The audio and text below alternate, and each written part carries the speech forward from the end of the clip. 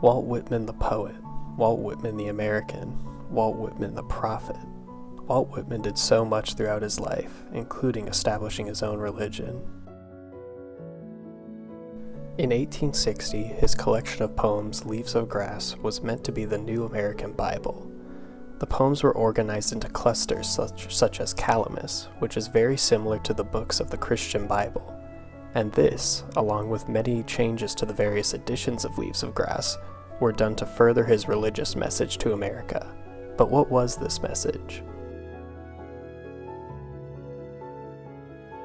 Whitman's new religion can be summarized as a combination between transcendentalism, evolutionary science, millennialism, and religious nationalism. Transcendentalism is the spiritual movement that greatly emphasizes the human connection to nature, and that a divine source can be found just from observing nature. This is where Whitman gets his ideas of the material world being full of spirituality, which connects the material body to the immaterial soul. Evolutionary science ties into this as well. With great emphasis on the connection between the body and the soul, Whitman shows that both can evolve and ascend towards a vague source of spirituality through internal and external exploration. Millennialism is the Christian belief that after 1,000 years of prosperity, the second coming of Christ will come. Whitman combined this concept with the idea of religious nationalism. Essentially, the founding of America will usher in an age of prosperity based on a new American religion. He extends this idea even further with his emphasis on a sort of spiritual democracy in Leaves of Grass, in which all peoples are infinitely important and unique, but no single person is placed above another. To summarize, the key aspects of Whitman's religious beliefs are a non-dualistic approach to the body and the soul, spiritual equality, and an ushering in of a new democratic and American religion. However, it would be in bad faith to say that these beliefs were concrete and didn't change over time. Whitman's revisions of his epigraph to the 1876 and 1892 edition of Leaves of Grass, "Come, said my soul," show a constant struggle to standardize his religious beliefs until he decides to say as much as he can and leave the rest in a message to future poets.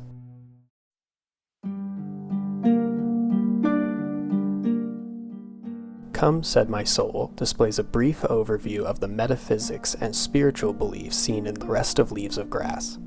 The first two lines show the connection between the body and the soul by saying, "For we are one." We even see some of the transcendentalist influence when Whitman speaks of a group tallying Earth's soil, trees, winds, and waves.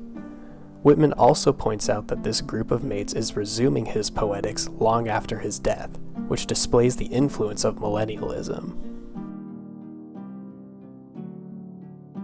This poem is placed at the very start of Leaves of Grass, even before the table of contents, and Whitman likely did this so that the first thing new readers would see was a statement of his religious creed. What's interesting to note, however, is that this poem only officially appeared in a lesser-known and unpopular author's edition of Leaves of Grass and in the final edition. What is interesting about this is that the widely popular 1881 edition of Leaves of Grass omitted the poem entirely. I think this points to a reluctance to fully standardize his religious beliefs for everyone to see so clearly at the start of his poem. Here we can see the original manuscript of Come, Said My Soul, when it was originally titled Go, Said the Soul, in a newspaper. We can already see some of the differences from the final version, as Go, Said the Soul is almost half the length and doesn't contain as many metaphysical claims. More importantly, however, are the last two lines of the poem. Whitman says, "I may, with please smile, resume those verses and fully confirm them." This is incredibly different from the final version, which focuses on a group of mates resuming Whitman's chants rather than himself. In a later manuscript that more closely resembles the final published version, Whitman includes a lot more metaphysical and spiritual ideas that don't make it into the final poem. He completely omits this line about the perennial scattering, which may have implied souls spreading across the world after death. A bit too specific for a creed at the start of his collection. He also crosses out this line about other spheres, even though he included it in the final version. This could imply multiverses or life on other planets, and he even mentions this in other parts of Leaves of Grass. But what does this all mean? Well, the amount of changes from manuscript to manuscript, and Whitman taking out and putting this poem back in Leaves of Grass, shows how Whitman was slowly becoming less sure of his exact spiritual beliefs towards the end of his life. Joe Boyd Fulton, in his essay about Whitman's metaphysics, states that Whitman was unsure of his beliefs as he grew older. The body and the soul connection especially became more dualistic, which Whitman began to imply that the soul could transcend the body, making them more separate. But there was one idea that Whitman was definitely sure of. If he wasn't going to confirm his own spiritual beliefs, then the future poets had to. Come, Said My Soul displays this idea perfectly. Whitman shows the image of his chants being recited by a future group of friends as he watches them continue what he started. He makes it the start of his entire collection to emphasize this idea even more. No matter how many ideas he portrays in Leaves of Grass, it is up to the future poets to standardize his beliefs and figure out exactly what he felt and needed to explain to America. Now, all of this could just be poetics. Whitman could just be using good rhetoric to inspire other artists and use these spiritual ideas to emphasize connection, rather than trying to preach literal beliefs. The inclusion of Come, Said My Soul could even just be a stylistic choice. The book does look a lot better with a cool epigraph at the start.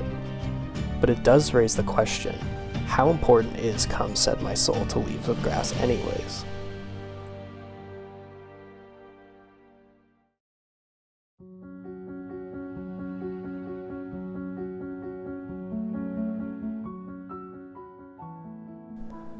Whitman's religion also failed in the end.